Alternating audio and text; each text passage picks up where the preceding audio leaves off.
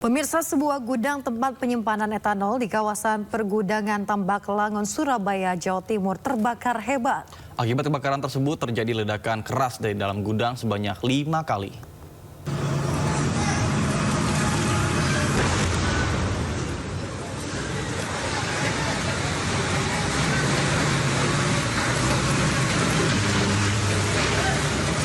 Sebuah gudang tempat penyimpanan etanol di kawasan Pergudangan Tambak Langon, Surabaya terbakar hebat. Dalam rekaman video amatir, tampak beberapa pekerja di Komplek Pergudangan Tambak Langon, Surabaya berhamburan menyelamatkan diri ketika terjadi ledakan di gudang nomor A10 yang terbakar Jumat siang.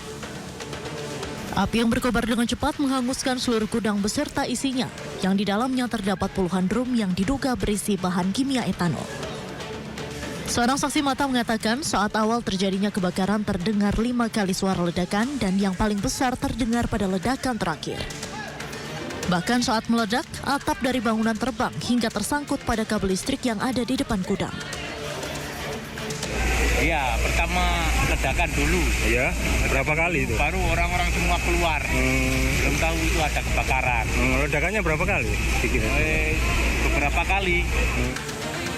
Sementara itu, untuk memadamkan api, sebanyak 18 mobil pemadam kebakaran diterjunkan.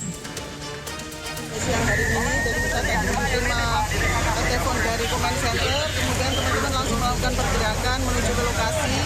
Jadi yang terbakar adalah etanol ya, etanol itu semacam seperti alkohol.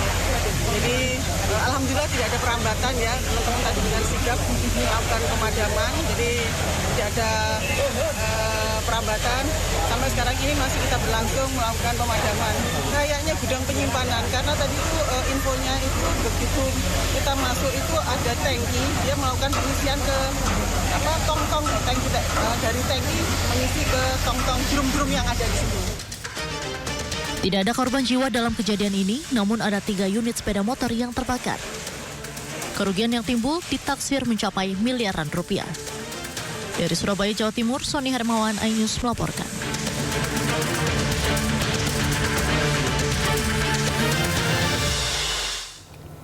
Sakit hati karena tak dibukakan pintu, seorang menantu membakar rumah mertuanya. Ironisnya, pelaku sempat berpura-pura ikut membantu proses pemadaman.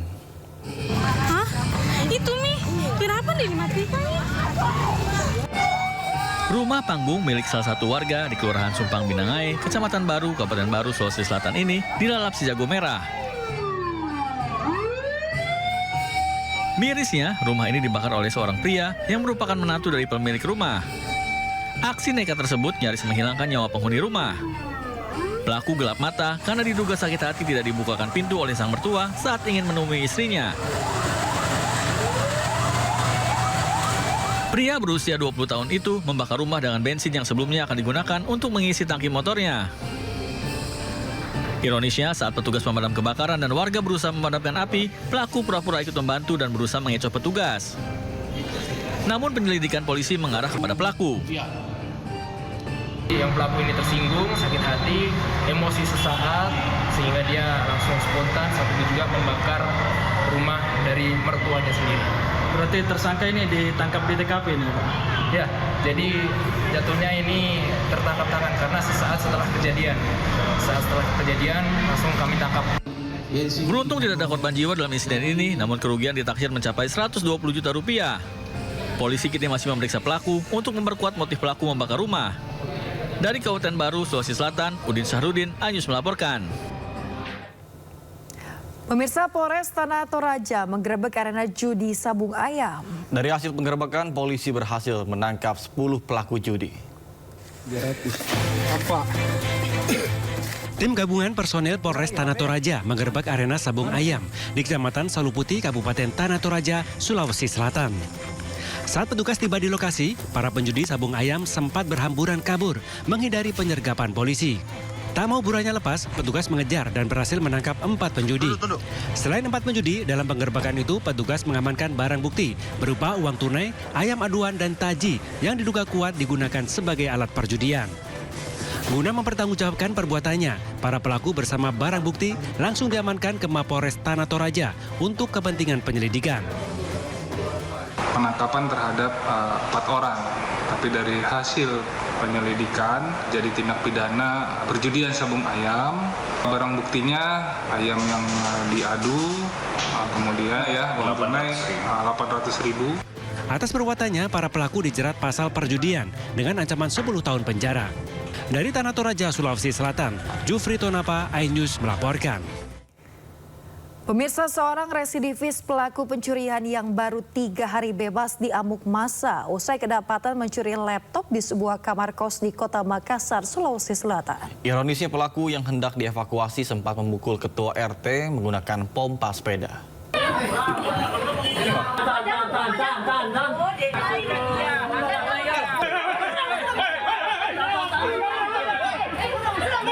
Rekaman video milik warga yang memperlihatkan seorang pria di Kota Makassar, Sulawesi Selatan diamankan hingga menjadi sasaran amukan warga setelah kepergok mencuri 1 unit laptop milik mahasiswa di dalam kos-kosan.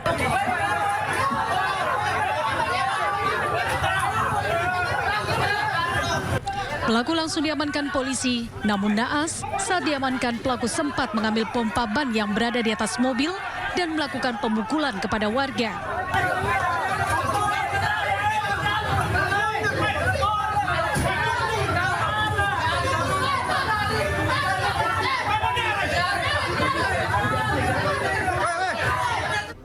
Akibatnya korban mengalami luka robek di bagian kepala dan dagu. Saya mau amankan ke mobil patroli. Dia respect dapat pompa sepeda di atas mobil patroli. Langsung dia hantam. Oh, tapi saat dievakuasi atau diamankan sama polisi tidak diikat atau apa? Tidak diikat. Tersangka masuk di rumah korban, kemudian keluarga sama korban sehingga diamankan oleh warga. Setelah diamankan oleh warga, kemudian ditindaklanjuti oleh jajaran Polsek Tamalate yang selanjutnya diamankan ke Polsek Tamalate untuk proses lebih lanjut. Guna mempertanggungjawabkan perbuatannya, pelaku terancam hukuman 5 tahun penjara.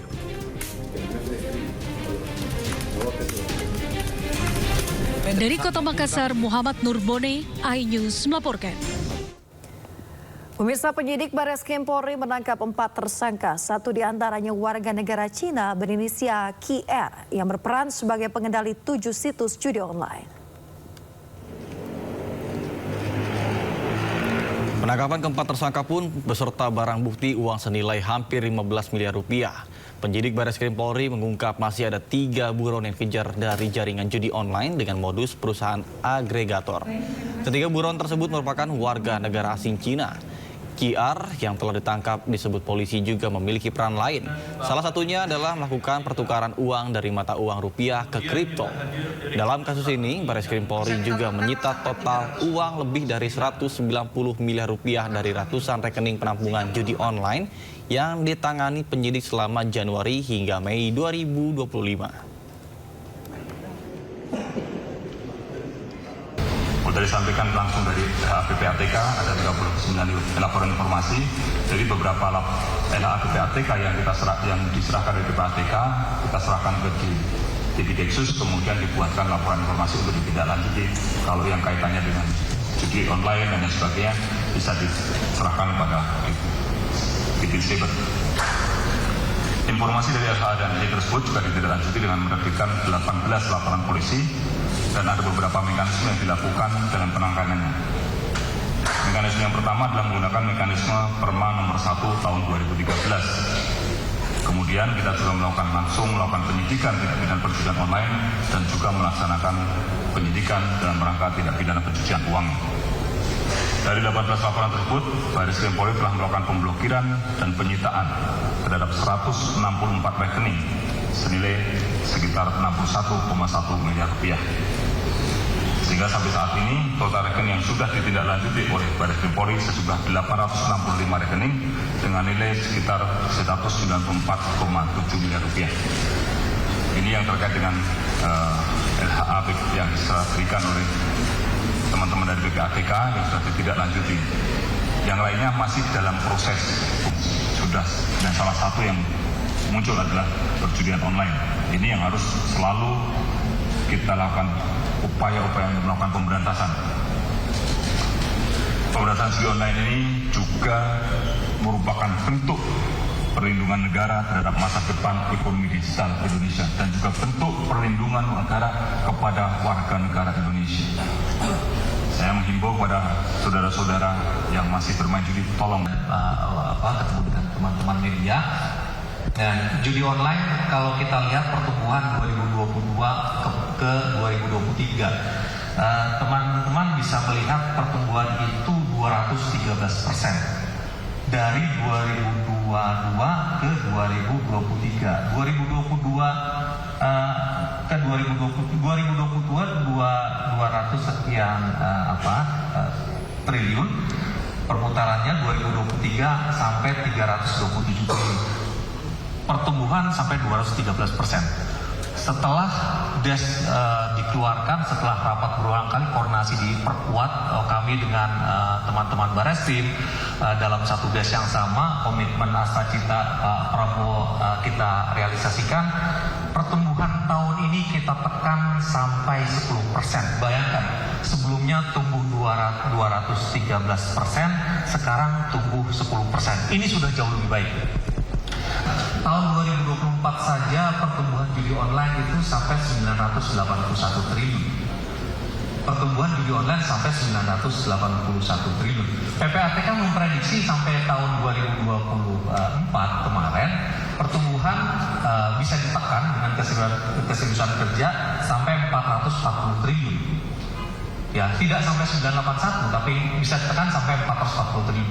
Tapi ternyata hasilnya jauh lebih baik. Kolaborasi seperti yang Pak Kabar Reskrim sampaikan tadi menghasilkan hasil yang jauh lebih baik. Pertumbuhan berhenti di 359 triliun. Pertumbuhan dari 327 berhenti di 359 dari prediksi 440 triliun.